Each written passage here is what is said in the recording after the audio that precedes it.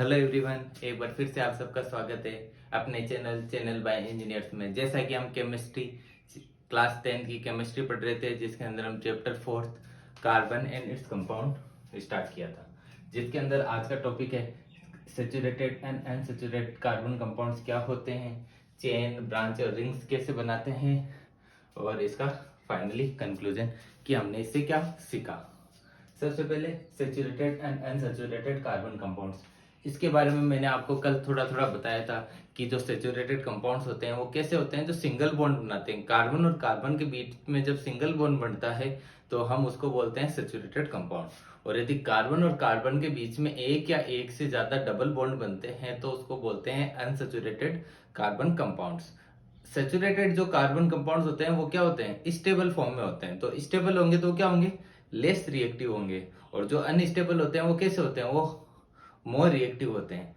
तो हमने सैचुरेटेड कैसे होते हैं, जो सिंगल बॉन्ड बनाते हैं कार्बन कार्बन के बीच में, और दूसरी चीज क्या पढ़ी कि ये नॉट वेरी रिएक्टिव यानी स्टेबल फॉर्म में होते हैं, जबकि जो डबल बॉन्ड या ट्रिपल बॉन्ड होते हैं ये कैसे होते हैं, मोर रिएक्टिव होते हैं। मोर रिएक्टिव होंगे तो इसको क्या बोलेंगे, अनस्टेबल। इसके बाद हमारा अगला टॉपिक है चेन, ब्रांचेज एंड रिंग्स। अब जो मीथेन, देखो मेनली हमें जब चेन, ब्रांच और रिंग्स पढ़ते हैं तो मेनली किस पे फोकस करना है, कार्बन एटम्स पे। कार्बन एटम की संख्या हम जो भी देखेंगे, चेन, ब्रांच या रिंग्स, ये किस पे देखेंगे, कार्बन एटम पे, कि कार्बन एटम से जो बन रहा है उसी को देखेंगे और कार्बन एटम्स को ही काउंट करेंगे। जैसे मीथेन है, मीथेन के अंदर क्या हो रहा है, एक कार्बन एटम, जब एक कार्बन एटम आता है तो उसको क्या बोलते हैं, मीथेन। एक कार्बन एटम हुए तो इसके अंदर कितने हाइड्रोजन एटम होंगे, 4। इसके बाद है दूसरा इथेन। इथेन के अंदर क्या हो रहा है, दो कार्बन एटम, और कितने हाइड्रोजन हो गए, 6, C2H6। प्रोपेन का जैसे फॉर्मूला हो गया क्या, 36H8। इसी प्रकार ब्यूटेन का फॉर्मूला क्या हो गया, C4H10।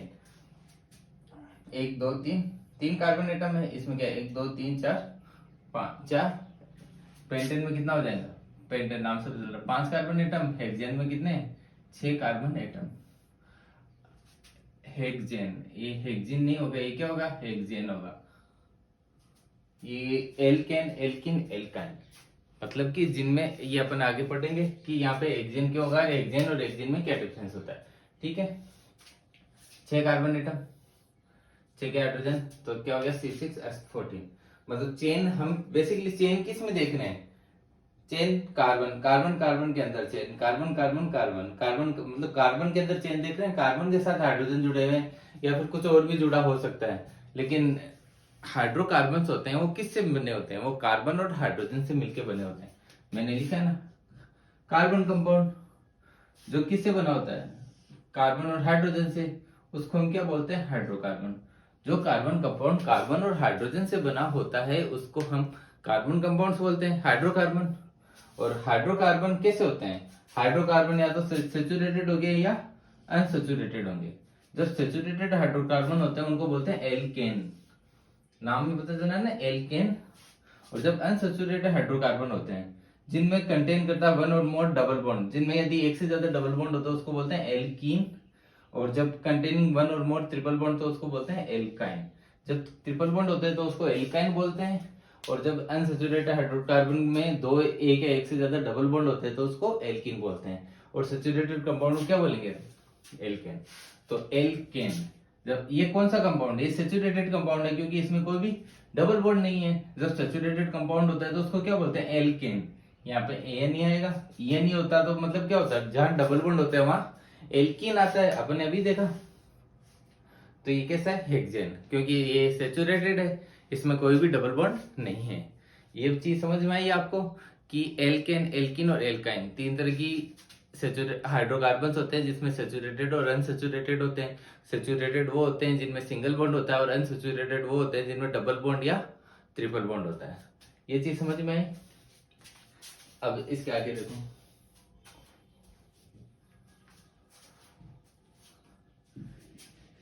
ये मैं मिटा रहा हूं, अब आगे देखते हैं। देखो जैसे चेन बनी वैसे ब्रांच भी बनती है। ये देखो, जैसे प्रोपेन या ब्यूटेन का एग्जांपल लेते हैं, आपको अच्छे से समझ में आएगा। प्रोपेन और ब्यूटेन का एग्जाम्पल से आपको अच्छे से समझ में आएगा। जैसे ये चेन है जो कि क्या है, स्ट्रेट चेन है। अब इसको ब्रांच चेन भी तो बना सकते हैं हम। जैसे ये ब्रांच चेन हो गई, इसमें कितने हाइड्रोजन लगेंगे, 1 2 3 4। इसमें कितने लगेंगे, 1 2 3 4। इसमें 1 और यहाँ पे 3। अब काउंट करो, इसमें कार्बन कितने, 4। इसमें कार्बन कितने हैं, 1 2 3 4। इसका बन गया, अपन ने ब्यूटेन को बना लिया, ठीक है। 4 कार्बन है, इसमें भी 4 कार्बन है। इसमें हाइड्रोजन कितने हैं, 1 2 3 4 5 6 7 8 9 10। यहाँ पे कितने हैं, 1 2 3 4 5 6 7 8 9 10। क्या हो रहा है, कार्बन भी सेम है, हाइड्रोजन भी सेम है, लेकिन क्या हो रहा है, स्ट्रक्चर अलग अलग हो रहा है। मतलब ये तो है स्ट्रेट चेन और ये है ब्रांच चेन। तो जब कार्बन भी सेम है, हाइड्रोजन भी सेम है, मतलब उसका केमिकल फॉर्मूला सेम होगा। इसको क्या लिखेंगे, C4H10। और इसको भी क्या लिखेंगे, इसको भी तो C4H10 ही लिखेंगे। फर्क कितना हुआ, इसके स्ट्रक्चर में इसका स्ट्रक्चर अलग है, इसका स्ट्रक्चर अलग है। जब केमिकल फॉर्मूला सेम हो, जब केमिकल फॉर्मूला क्या हो, सेम, और स्ट्रक्चर कैसा हो, स्ट्रक्चर अलग अलग हो, डिफरेंट हो। जब स्ट्रक्चर डिफरेंट हो और केमिकल फॉर्मूला सेम हो तो हम ऐसे कंपाउंड को क्या बोलते हैं, स्ट्रक्चर आइसोमर। ये कैसा आइसोमर है, स्ट्रक्चरल आइसोमर। मतलब इनका स्ट्रक्चर कैसा है, डिफरेंट डिफरेंट होता है, तो इसको स्ट्रक्चरल आइसोमर्स बोलते हैं।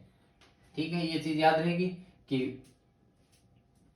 चेन कैसे भी हो सकता है, या स्ट्रेट चेन भी हो सकती है और ब्रांच चेन भी हो सकती है, बल्कि रिंग में भी हो सकते हैं। जैसे हेक्सेन है, हमने यहाँ पे हेक्सेन पढ़ा, ये एक हेक्सेन है, और हेक्सेन रिंग में भी हो सकता है, ऐसे भी तो बना सकता हूं।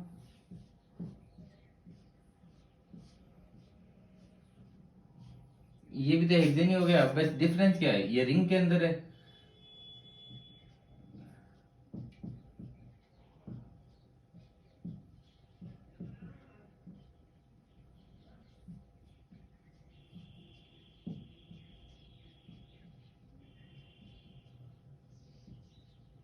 ये भी हेक्सेन है, तो इसमें 6 कार्बन है, इसमें भी 6 कार्बन है।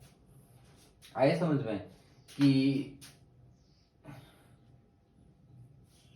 कार्बन क्या हो सकता है, स्ट्रेट लाइन में हो सकता है, स्ट्रेट ब्रांच में हो सकता है, और रिंग में भी हो सकता है। ब्रांच में हो सकता है और रिंग में भी हो सकता है।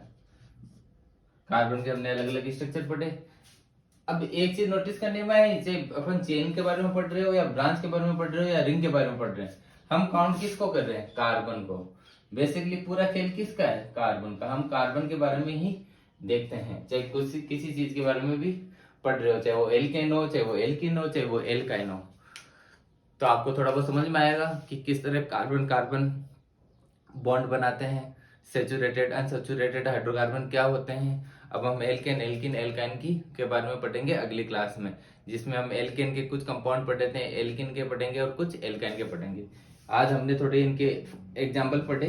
ये आपको याद होना चाहिए, जब एक कार्बन हो तो उसको मीथेन बोलते हैं, 2 कार्बन हो तो इथेन होता है, 3 कार्बन हो तो प्रोपेन होता है, 4 हो तो बुटेन होता है, 5 हो तो पेंटेन है, 6 होते हेक्सेन है, 7 हो तो सेप्टेन है, ऑक्टेन है, नीनेन, डिकेन, ऐसे बहुत 10 तक आपको याद रहने चाहिए।